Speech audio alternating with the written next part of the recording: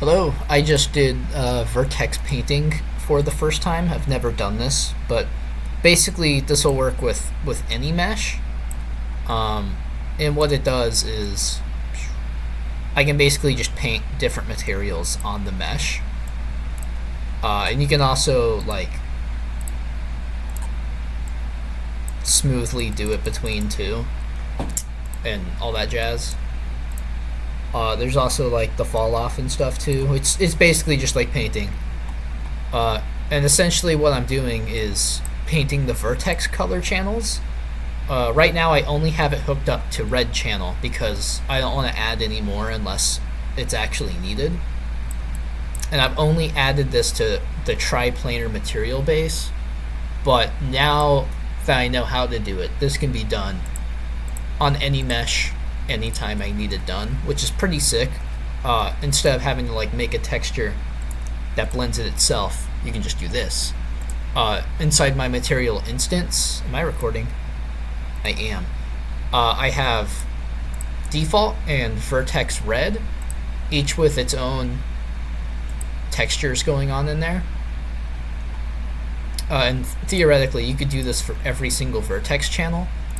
The only downside of that is in the material you have a maximum of 16 possible texture samples you can use, and I'm at 14 out of 16, so I think only one channel is all I can do, unless I figure out how to tame the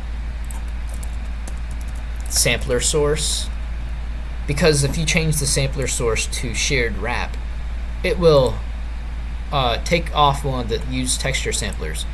But the issue with that is it ends up being blurry in the scene, so I don't know what exactly goes on with that. It might not just work for triplanar projection materials. That's probably the limitation there.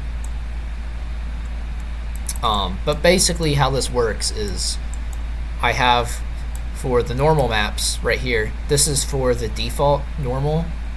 This is the parameter where you plug in the texture, and this basically just sets up just that one material with my intensity and scale. And I do the same thing for vertex red, and I lerp between the two using the red of the vertex color as an alpha. And I believe there's more I can do here to make more use. I think there's a way to sharpen the vertexes so that it looks better, and I have not added that in yet, and I still have not looked into that, but I do know that that's something I can do, as well as something I probably will do after I record this, honestly, because I know that's supposed to like come in clutch. I'll have to look into that. I think it has something to do with Fresnel, but I did that for the diffuse and the roughness too. I have not done that for anything else yet, but I can always just add that when I want to. But yeah, so that's sick, and I think that'll be a really powerful environmental design tool to just have in my toolkit, even though I'm not really going for environmental design right now. I'm still doing it, kind of. So it's gonna be good to have that. And if I go into here and I go into shader complexity, now doing this does make it a little more complex, it looks like. But also this screen here has the same things as this setup, so I don't know what the difference, like why this one is using it and this one is not when I don't have it painted on. I also, when I was checking this earlier, I noticed my grass it's not awful, but it's darker now than it was, and this over here is red, and I don't know why, because I haven't done anything with that yet. And it's like a clean cut line here, even though these are the exact same texture. It's also the landscape, so something about this landscape in particular is really complex. I don't think it'll be an issue because it's not like this bad. It's not pink, and that's just because it's water translucency and all that. This white, I'll do something about this white later, I promise, because white is pretty bad. But that's just because I have my water overlapping itself. That's also where I get this bug too.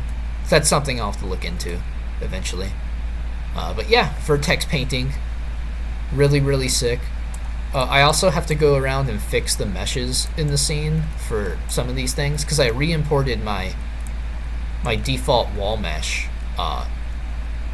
and when I re-imported it, it wasn't the same. So it's all the bent versions of it got really messed up all over here.